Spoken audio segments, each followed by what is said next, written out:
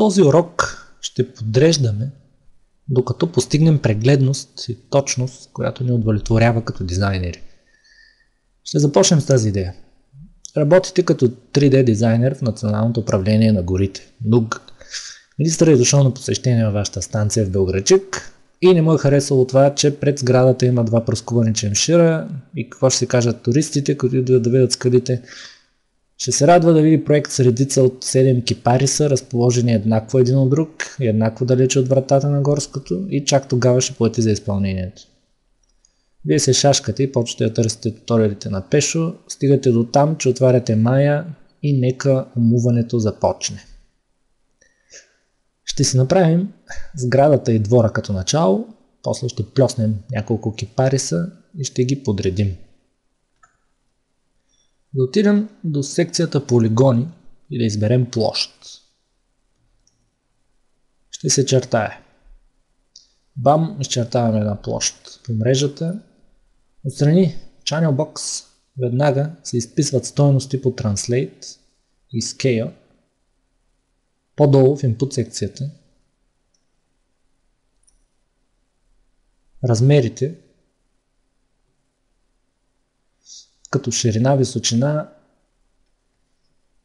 все атрибути на този Plane 1, който можем немедлено да преименуваме в двор. Къде? Във всички чужди туториали се посочва място за преименуване Channel Box. Аз, разбира се, плюя на това, отивам горе в секцията за координатите, избирам Rename и си пиша Yard. Слизаме по-надолу и се убеждаваме, че работим действително с Yard. Ето така. Пишем по една 0 на Translate X и Translate Z.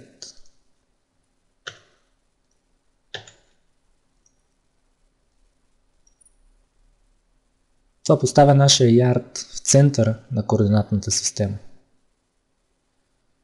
В Input е геометрията на нашия двор. Там пък може да сложим точни числа като 20-20, например.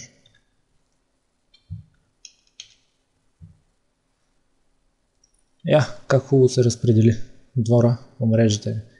Същия резултат може да постигнете и чрез атрибут едитора.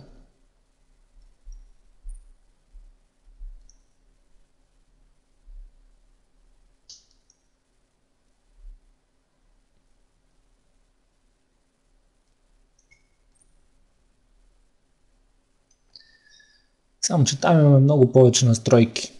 Channel Box е доста по-просто организиран. Какво означава център в един обект? Как така сложих центъра на ярда върху центъра на координатната система?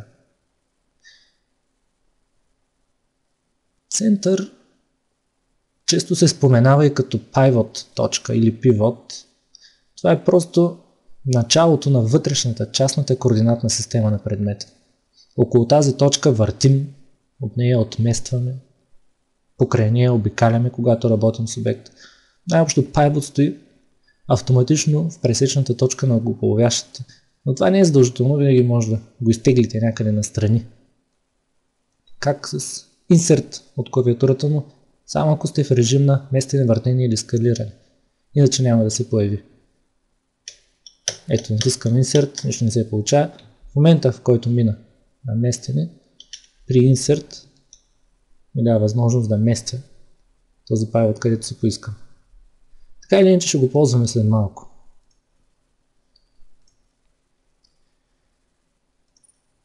До тук сме направили един двор. Сега ще сложим сградата. От шелфа полигони избираме паралелепипеда. Основата, знаете, ще е мрежата, т.е. двора съответно, защото той е прилепен към нея. Значи всичко е наред. Дигаме една сграда. Поглеждаме вдясно. Координатите как са. По X ще направим 0.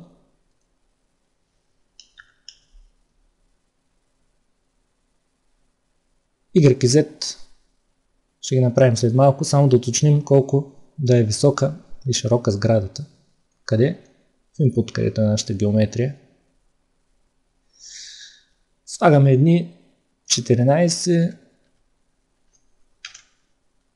6 и 6 стойности като за сграда. Придържайте се към четни числа, че да можете да ги делите лесно на ум. Това отстояние от Y и от Z, което виждате, е разстояние между нулата на Y и прословутия pivot point, демек центъра на сградата. Къде Y е 0 по нашата сцена? Можете ли да ми кажете? Освен в центъра на координатната система. Освен навсякъде. От тази равнина. Ето къде може да видим най-добре къде Y е 0. Ето тук навсякъде. Това е отстоянието, което измерваме от центъра, от pivot point на тази сграда до нулата на Y. Вижте при 0 какво се получава. Центъра на сградата попада в центъра на координатната система и тя, погледната в нашата любима проекция, не изглежда много добре нагласена върху Земята, по-скоро потънала. Каква стойност тогава да сложим за отстояние на сградата от Y, за да дойде тя равна с Земята? Много ясно половината от височината на сградата.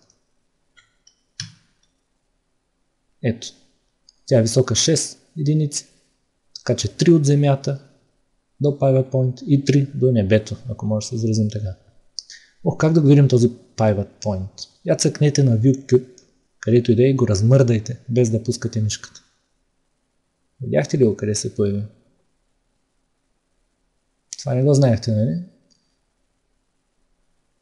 Този pivot point е на разстояние 3 от оста Y, а за Z колко да напишем?